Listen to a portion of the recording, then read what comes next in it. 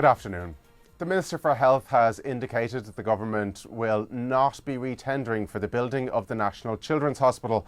Simon Harris said although he wanted everyone to continue to do what they'd signed up for, if the report into cost overruns suggests other courses of action, the government will take them very seriously. He also said he didn't think the Taoiseach needed to clarify comments about some contractors offering unrealistically low bids in the tendering processes.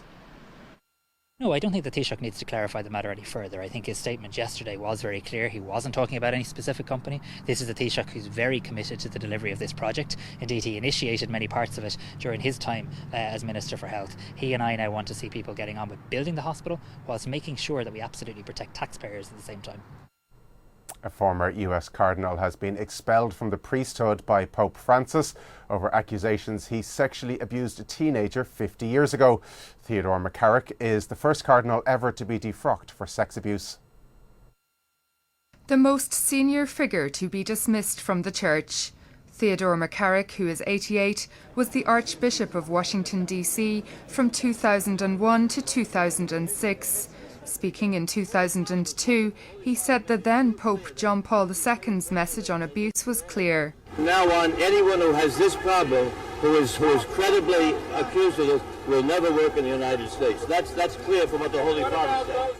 Already removed as a cardinal, now McCarrick has been further punished by Pope Francis, who says his expulsion from the priesthood is definitive, with no appeal permitted. McCarrick was known for having sex with adult seminarians before he was accused of sexually abusing a teenage boy, an offence for which he was found guilty by a Vatican court last month. It is also a very important signal for us bishops that we are not above the law. We are servants and stewards of our people. And we should be judged according to the high standards that our ministry calls us to. Meanwhile, questions remain over how McCarrick rose so high within the church. Pope Francis has been accused of ignoring sexual assault accusations against McCarrick for 5 years. He's promised a fresh investigation into his behaviour, including a search of Vatican archives looking at a law of silence that often led to paedophile priests being transferred to other dioceses rather than handed over to face justice. Eleanor Byrnehill, RTE News. In the US, 5 people have been killed after a gunman opened fire at a manufacturing plant near Chicago. 5 police officers were also wounded in the incident, which happened in the suburb of Aurora.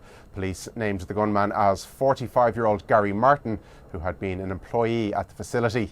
It's understood he'd been told he was being laid off. Elections have been postponed in Nigeria after the Electoral Commission decided it was not feasible to hold the vote today. The 11th hour delay followed reports of problems regarding the delivery of election materials, including ballot papers. They came to vote but found the polling station closed. The decision to postpone the election was announced only in the early hours of this morning.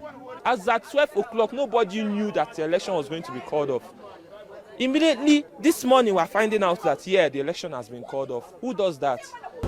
Postponing the election, for me, is very good. You understand me? We cannot take because of some states and lose what we're supposed to do.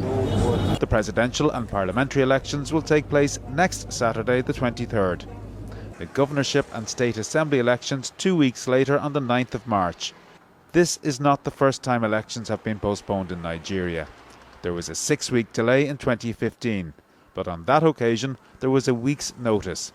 This time both government and opposition are blaming each other, saying their opponents hope to profit from the delay. The Electoral Commission says the original timetable simply was not feasible, and it has taken this decision to ensure the elections are fair and free. Coleman O'Sullivan, RTE News. And that's Saturday's lunchtime news. From everyone here, a very good afternoon.